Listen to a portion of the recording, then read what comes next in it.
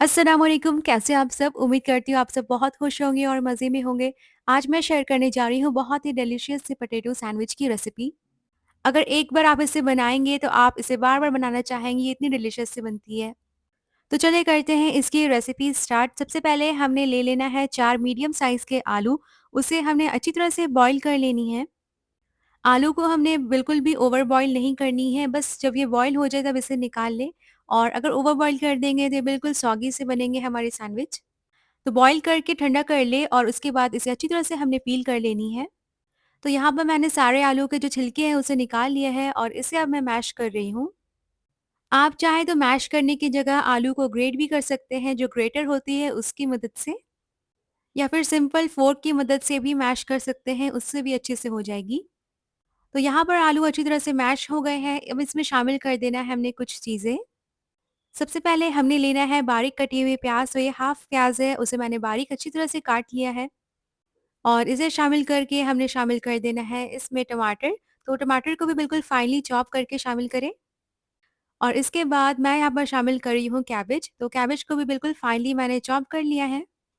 जितनी अच्छी चॉप हो सके सब्जियाँ उतनी अच्छे से चॉप कर ले। और उसके बाद हमने शामिल करना है इसमें चाट मसाले का powder half tea spoon, 1 teaspoon शामिल कर रही हूँ भुने हुए जीरे का पाउडर। इससे बहुत ही अच्छी टेस्ट आती है सैंडविच में। और साथ ही मैं शामिल कर रही हूँ 1 teaspoon red chilli powder, quarter teaspoon शामिल कर रही हूँ मैं नमक। और साथ ही मैंने शामिल करना है इसमें 1/4 टीस्पून ब्लैक सॉल्ट। तमाम चीज़ों को अच्छी तरह से स्पून की मदद से मिक्स कर ले ताकि जो भी स्पाइसेस और सब्जियां हमने शामिल की हैं वो अच्छी तरह से आलू में मिक्स हो जाए। तो यहाँ पर हमारे जो सैंडविच के लिए मिक्सचर है वो बिल्कुल अच्छी तरह से रेडी हो चुकी है। इसे कर दे साइड पर और मीनवाइल हमने बना लेना है एक स्पेशल चटनी। एक लिया है हरी मिर्च और साथ ही मैंने 1 टेबलस्पून के करीब लिया है सेव।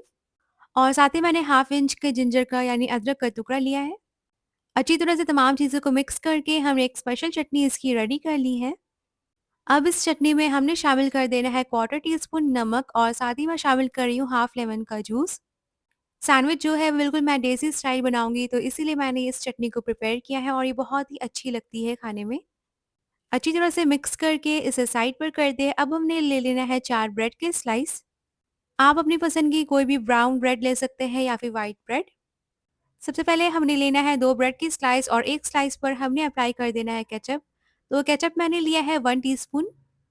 इसे अच्छी तरह से स्प्रेड कर दे ब्रेड पर और इसके बाद हमने रख देना है इसके ऊपर चीज़ की स्लाइस। चीज़ जो है बिल्कुल ऑप्शनल है लेकिन इससे टेस्ट बहुत अच्छी आती है। चीज़ स्लाइस के ऊपर हमने रख देना है 2 टेबलस्पून के करीब मिक्सचर जो हमने बना करके रखी है उसे। और दूसरे ब्रेड की स्लाइस पर हमने अप्लाई कर देना है जो चटनी हमने बना करके रखी है उसे। तो यहाँ पर मैंने करीब 1 एंड हाफ टीस्पून लिया है चटनी का और उसे भी मैं अच्छी तरह से इस ब्रेड की स्लाइस पर स्प्रेड कर रही हूँ। अब हमने कवर कर देना है सैंडविच को। तो अच्छी तरह से दूसरी ब्रेड की स्लाइस से इसे कवर कर दे और ये हमारी सैंडविच रेडी है। इसे अब हमने टोस्ट कर लेनी है। टोस्ट करने के लिए एक पैन ले लिए और उसमें शामिल कर रही हूँ 1 टेबलस्पून के करीब बटर। फ्लेम जो है इस दौरान बिल्कुल लो रखें, इससे बहुत ही अच्छी क्रिस्पी सी सैंडविच रेडी होती है। अगर हमने फ्लेम हाई कर दिया तो जो सैंडविच है उसकी जो लेयर है वो बिल्कुल बर्न हो जाएगी। तो बिल्कुल मीडियम टू लो फ्लेम पर इसे हमने अच्छी तरह से टोस्ट कर लेनी है। ऊपर वाली टॉप लेयर पर अप्लाई कर दे 1 टेबलस्पून के करीब बटर और इसे हमें अच्छी तरह से दोनों साइड से टोस्ट कर लेनी है। पैन अगर ज़्यादा हीट हो गई हो तो उसकी जो फ्लेम है उसे ऑफ कर दे और दोनों साइड से हमने अच्छी तरह से टोस्ट कर लेना है। तो प्रेस करने से इस तरह से बहुत ही अच्छी क्रिस्पी सी लेयर आ जाती है। यहाँ हमारी सैंडविच रेडी है और इसी तरह से मैंने बाकी की भी प्रिपेयर करने हैं। तो तैयार है बहुत ही मज़े के रिच और डिलिशियस पोटैटो सैंडविच। अंदर से बहुत ही अच्छी स्पाइसी सी फीलिंग है और बाहर से बिल्कुल टोस्ट क्रिस्पी से।